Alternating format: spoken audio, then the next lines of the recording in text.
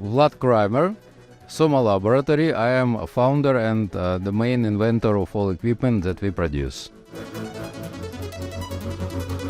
What is your favorite knob or switch or piece of gear that you've made? Actually, it's like, like good mother love all her children. So this is not like some super special knob or piece of gear. So we actually, thanks God, never produced gear that we don't believe or don't use ourselves. So this is exploration, evolution.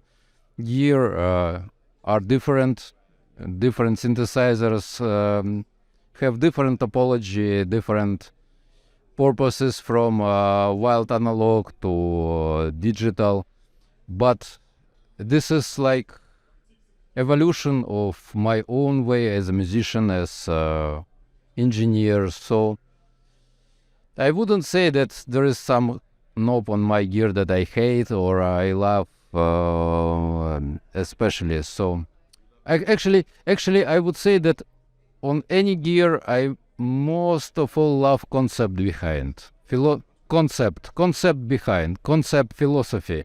So for me it's much more important when I see complete instrument, complete approach, not just functionality. So I am not only engineer but also a musician, and I see it from a musician perspective. I always push myself to reconsider everything I do from pure musical perspective. So what expressive possibilities people can have with my machines. That is why I see it like a whole piece, not just separate knobs or switches. What bit of the gear that you've made are you particularly proud of? At the moment we never did the same twice. So like for example we have Lyra 8, very famous in especially in noise community, in drone community, and we didn't make like Lyra 12 or Lyra 8 professional. That is why like this is like island in endless ocean of music, and then we build the next island. For example, the next machine was the pipe, it's vocal drive and synthesizer, so completely another machine. Then we made Pulsar 23. This is a semi-modular drum machine. So, and it's like islands. And we built a kind of Soma ecosystem, and all parts of this ecosystem, let's say, not necessary, but they not cross fields between. So we even can't compare Lyra is better, Pulsar is worse. So it's just different purposes, different areas. How do you see the gear that you guys make in the landscape of music? So I think my space, my niche is places where musicians need extra flexibility, extra expressiveness, and real-time interaction with instrument. Because, for example, I don't use step sequencers. I try to avoid automatization. So propose musicians not program their music but play. And on my opinion, electronic music, even more powerful, electronic musical instruments even more powerful for live performance than traditional ones. Why?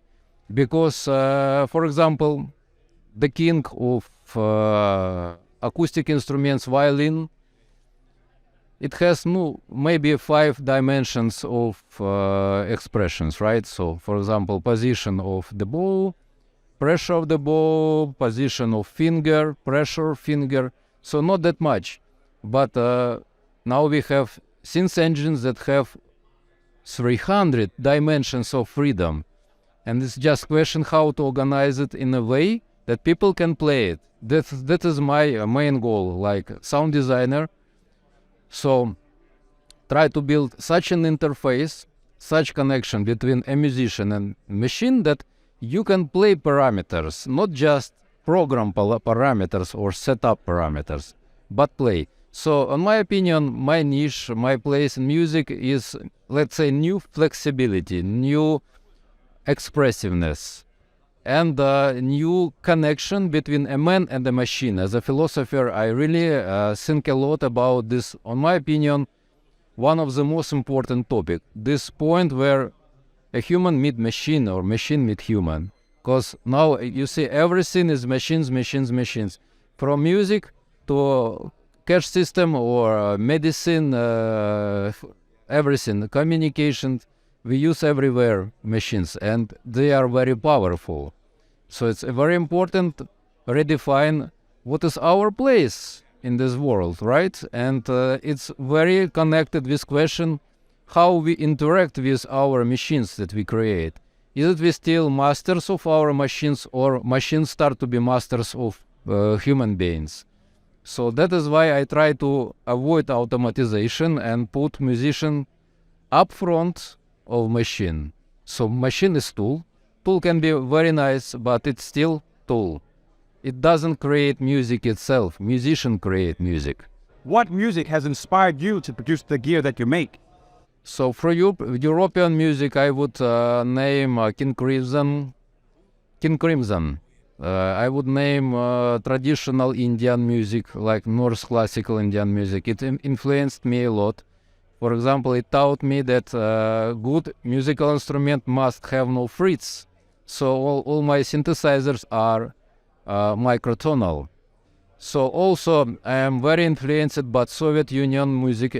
I am from Russia, and the Soviet music, like composers like Taraverdiyev, so like soundtracks from Tarkovsky movie, such inventions like theremin, left theremin. So it influenced me a lot. So this romantic approach, this let's say socialistic view on music also.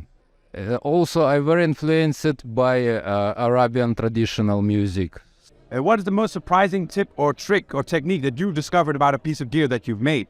Yes. For example, we have an organismic sequencer named ornament. So it's 8 analog cells that interact with each other. And we considered it so this just can play stuff out of tempo. But after half a year of production, we discovered how we can sync it to external tempo and build up to disco using it.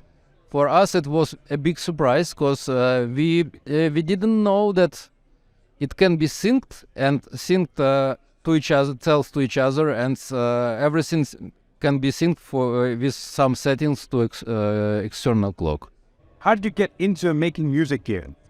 It was a funny story. So on one point, it was something like 10 years, 12 years ago. I stopped to be not satisfied with things that I see on the market as a musician. And then I started, because I also engineer, not only musician, I started to make my own machines for my own performances only. It was totally handmade. And after several years of such developments, I just suddenly put some stuff, some demos of my stuff in the internet. And people started ask me as crazy, please build for us the same machine. I even didn't think about that, okay, it can be necessary not only for me. I built it only for my own musical performances, but it appeared that other musicians also want to have such machines. And then after some point, I realized that this is excellent way of self-expression. I create possibilities for other musicians, like landscapes where they can unfold their ideas, inspiration, and then after some point, I stopped to play live, stopped to do activity as a musician, and completely devoted myself to inventions. Some people said me that my synthesizers is like book, so they read it like a book. And for me, it's maybe one of the best feedbacks, because it means that it's not only just a panel with knobs, but some idea behind, and people can read it. How do you know when a piece of gear is finished? This is a very nice question. this is always compromise, especially in digital scenes, because digital area is endless, so you can put more and more functions, go deeper and deeper endlessly. But after some point, I feel that I go out of balance. So up to this point, I go toward balance. So for example, okay, interface is simple, but some functions are missed. Okay, I added. Then I feel, okay, everything is covered, but if I go further, it will be too overcomplicated. So I feel that instruments are finished. It's finished when, first of all, no bugs, no bad behavior, no stupid things. So I satisfied, and then I feel if I start to add more, I will go out of balance toward overcomplicated machine or lose its spirit, because it's impossible to do a machine that do everything that's possible. It's not a good way. So on my opinion, it's very important that machine has its own personality. So it means that it has its own area, but very strong there. And if I go out of this area, I feel my machine start to lose personality. In this point, when I say myself, okay, it's a good moment to stop. What is the best creative or production advice that you've ever heard? One day I had a conversation with a very nice contemporary composer, and he told me awesome thing that I really meditate on it till today a lot. So the most important thing is how deep a composer is ready to go inside his own composition. If you start to consider your conditions, your ideas, your type of your soul, your history, not like a trouble or like something imperfect, but it's like a pass. It's like a game.